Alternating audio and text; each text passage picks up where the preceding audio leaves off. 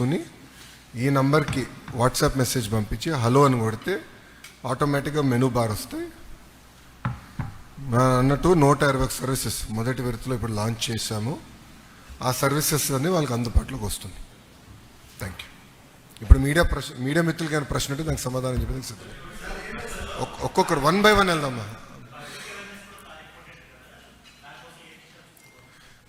ఇది ప్రధానంగా సోషల్ మీడియాలో కానివ్వండి, ఇతర ప్రభుత్వంలో ఉన్న ఇన్ఫ్రాస్ట్రక్చర్లో కానివ్వండి, మనం ఈ బిల్ బోర్డ్స్ కానివ్వండి, స్టాండీస్ కానివ్వండి, యూట్యూబ్ ద్వారా కానివ్వండి, వాట్సాప్ ద్వారా కానివ్వండి, మార్కెటింగ్ ఎక్కడ చేయగలుగుతాం? లైక్ ఫేస్బుక్లో అవన్నీ మార్కెటింగ్ చేసే బాధ్యత ప్రభుత్వం తీసుకుంటాం. అవేర్నెస్ పెంచే బాధ్యత మేము తీసుకుంటాం.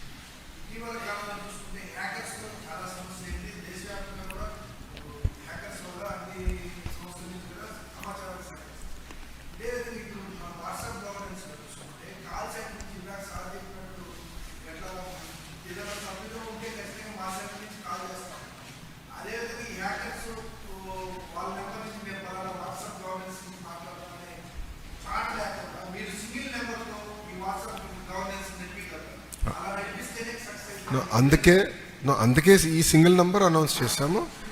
ఈ సింగిల్ పాయింట్ ఆఫ్ కాంటాక్ట్ కాదు సార్. మీరు వాట్సాప్కి 9553000009 అని చెప్పారు. ఓకే, ఏదైనా నేనే ఒక సమస్య మీద మీకు రికమెండేషన్ వాట్సాప్ గవర్నెన్స్లో పెడతాను.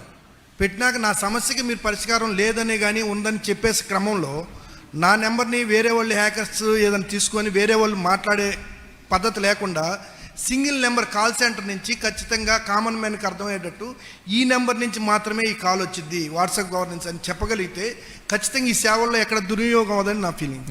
సింగిల్ పాయింట్ నేను ఏం చెప్పదలుచుకున్నానంటే, ప్రజలకి ఫోన్లు చేయము. We will only interact through WhatsApp on this number. Simple sir. అప్పుడు మీకు ఎవరు హైజాక్ చేయడానికి ఫోన్ లింక్ తీసుకెళ్ళడానికి అవకాశం ఉంది. నో మనం క్లారిటీగా చెప్పేది ఏంటంటే, డైరెక్ట్గా we will only communicate through WhatsApp.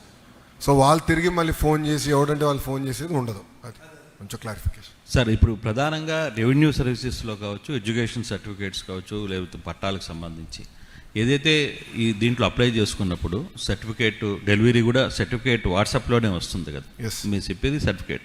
So దాన్ని ప్రింట్అవుట్ తీసుకొని వెళ్ళిన తర్వాత దాంతో సంబంధించిన అధికారులు దాన్ని యాక్సెప్ట్ చేయడానికి వీలొట్టుందా? మీరు ప్రభుత్వ పరంగా ఆ విధంగా ఆదేశాలు ఏమైనా జారీ చేశారా? రెండోది ఏంటంటే, ఫైనాన్స్కి సంబంధించిన సర్టిఫికేట్స్, ఇప్పుడు డాక్యుమెంటేషన్స్ ఉంటాయి, వీటన్నిటికి సంబంధించిన ఇష్యూస్ ఉంటాయి. ఇప్పుడు రెవెన్యూకి సంబంధించి ఇప్పుడే మనం చూస్తున్నాం చాలా కేసులు రెవెన్యూలో ఏ విధంగా ఇప్పుడున్న టెక్నాలజీలోనే చాలా మార్పులు చేశారు. పెద్ద పెద్ద నేతలు అందరూ దొరుకుతున్నారు నేపథ్యం ఇప్పుడు.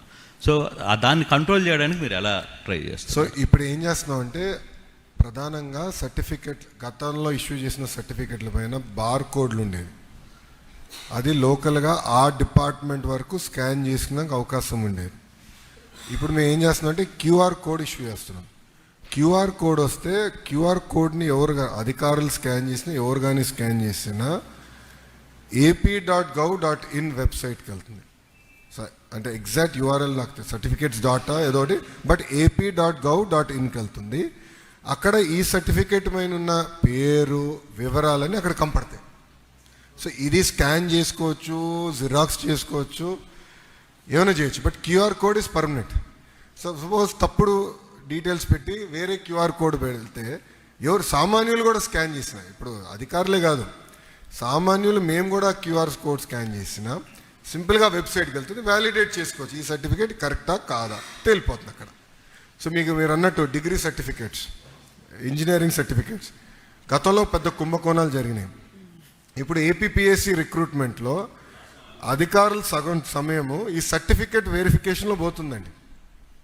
If I'm right, almost 80% of their time goes in certificate verification. అది ఎందుకు ఉండాలనేది నా పాయింట్. సో దానికి తీసుకొచ్చాం. సో అది వీల్ స్ట్రీమ్ లైన్ ఇట్.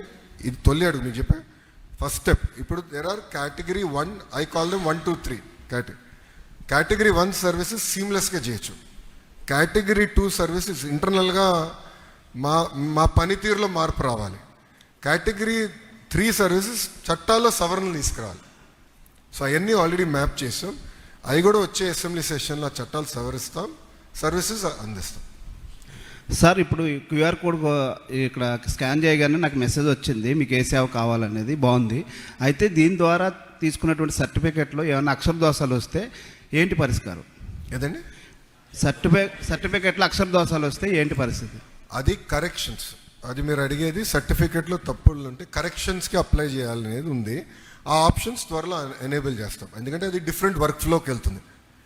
80% మంది క్లారిటీగా సర్టిఫికేట్లు వచ్చేస్తే 20% మందికి ఏంటంటే సర్టిఫికేట్లో కొన్ని పొరపాట్లు ఉన్నప్పుడు కరెక్షన్స్కి వెళ్తుంది. అదొక వర్క్ ఫ్లో ఉంది దానికి. ఆ వర్క్ ఫ్లో మేము ఎనేబుల్ చేస్తాం. సో రేపు కరెక్షన్స్ ఏం కావాలంటే ఆ వర్క్ ఫ్లో ద్వారా కరెక్షన్స్ చేసుకోవచ్చు. అది బ్యాక్ ఎండ్ సిస్టమ్ మేము రెడీ చేస్తాం. సో ఇది సింపుల్గా సర్వీసెస్ తీసుకొచ్చి వాట్సాప్ మీద పెడతాం, అంత తేలికైన పని కాదు ఇది. చాలా బ్యాక్గ్రౌండ్ వర్క్ మేము చేయాల్సి వస్తుంది. సో నాకు కూడా ప్రజా దర్బార్లో వచ్చి కలుస్తూ ఉంటారు, మా తండ్రి పేరు తప్పుంది, అది కరెక్ట్ చేయాలి, దానికి ప్రాసెస్ ఉంది ప్రభుత్వంలో. సో నేను ఇప్పుడు అధికారులకి ఛాలెంజ్ ఏం వేసానంటే అసలు ఆ ప్రాసెస్ ఎందుకుంది, is that the right process, is there a better process? ఇది ఎప్పుడో పాతకాలం ప్రాసెస్, దాన్ని ఎట్లా ఇంప్రూవ్ చేయాలి? సో రియల్ టైమ్ గవర్నెన్స్ మేము డిస్కస్ చేస్తున్నాం. స్మాల్ కోర్ గ్రూప్ పెట్టి we'll fine tune those process. Sir, here, sir, Sambasivaram. Sir, I have a couple of doubts. Whether are we going with the real-time service, or do we prepare any citizen charter for this e-governance?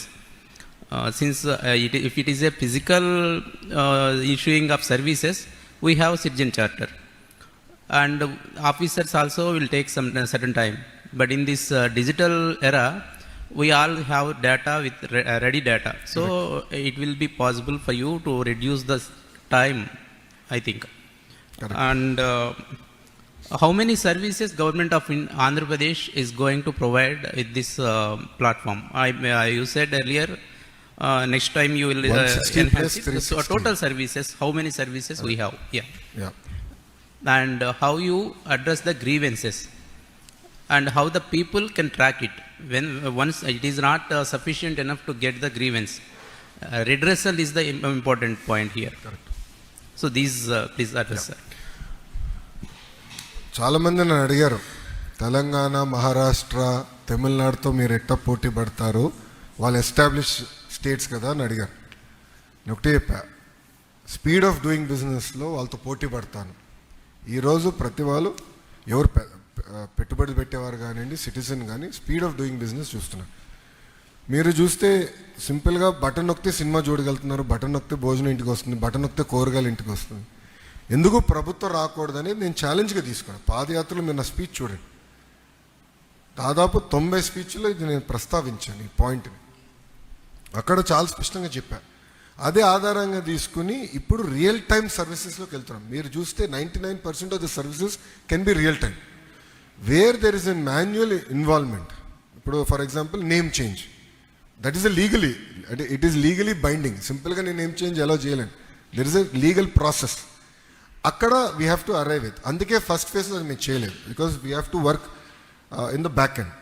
దాంట్లో కూడా నేను ఏం చెప్పానంటే సింపుల్గా cut copy paste చేయొద్దండి. అంటే మనం ఏదో ఒక సిస్టమ్ ఫాలో అవుతున్నాం, I believe it is broken. ఆ బ్రోకన్ సిస్టమ్, అదే నా వ్యక్తిగత అభిప్రాయం ఇది, బ్రోకన్ సిస్టమ్ని don't digitize. All you're doing is digitizing a broken system, then you're not solving a problem. I said we're not going to accept that. So అలాంటి అన్ని processes paper మీద పెడుతున్నాం, ఇంటర్నల్గా మేము డిస్కస్ చేస్తున్నాం. ఇప్పుడు భాస్కర్ గారు ఫీల్డ్లో కలెక్టర్గా చేశారు, సీనియర్ కలెక్టర్గా చేశారు, చాలా రోజులు ఉన్నారు. సో ఆయన అనుభవం ఉంది, ఇతర అధికారుల అనుభవం తీసుకుని ఎట్లా దీన్ని స్ట్రీమ్ లైన్ చేయాలి, ప్రతి ప్రాసెస్ని నేను ప్రశ్నిస్తున్నాను యాజ్ ఆర్టీజీ మినిస్టర్. అది స్ట్రీమ్ లైన్ చేసి ఆ services we will launch to citizen. That is number 2. Number 3, టోటల్గా సుమారుగా 520 సర్వీసెస్ మేము తీసుకొస్తున్నాం. అదనంగా సర్వీసెస్ కూడా కొన్ని యాడ్ అవుతాయండి, ఎందుకంటే ప్రభుత్వం కొన్ని కొత్త సర్వీసులు తీసుకురావాలనుకుంటుంది. ఇప్పుడు అన్న క్యాంటీన్ ఉంది, గతంలో లేదు. ఇప్పుడు అన్న క్యాంటీన్ కూడా మీరు సింపుల్గా వాట్సాప్ ద్వారా డబ్బులు కట్టేయచ్చు, క్యూఆర్ కోడ్ తీసుకెళ్ళి స్కాన్ అయిపోతుంది, మీరు భోజనం చేయొచ్చు. గతంలో ఉండేది కాదు. సో అలాంటి సర్వీసెస్ ఇవాల్వ్ అవుతూ ఉంటాయి. But as of now we're envisaging 520 services. Grievances వచ్చేగల మాకు చాలామంది గ్రీవెన్సెస్ ఇస్తారు. మళ్ళీ గ్రీవెన్స్ స్టేటస్ ఏంటి అనేది తెలుసుకునే దానికి మేము వాట్సాప్లో ఏర్పాటు చేసాం. దాంట్లో we're also going to do a survey. So this is going to be ఏదో వన్ సైడ్ కాదు, అంటే ప్రజలు అడిగారు మేము సర్వీస్ డెలివరీ చేసాం అట్లా కాకుండా, సర్వీస్ డెలివరీ చేసిన తర్వాత మీరు హ్యాపీగా ఉన్నారా, మీరు మీ ఎక్స్పీరియన్స్ ఎంత రేట్ చేస్తారు, ఇంప్రూవ్మెంట్స్ ఎలా చేయాలి అనేది ఫీడ్బ్యాక్ తీసుకుంటాం. All this will happen in the eco system of WhatsApp. That is the whole thought process. Sir to use the services it is free.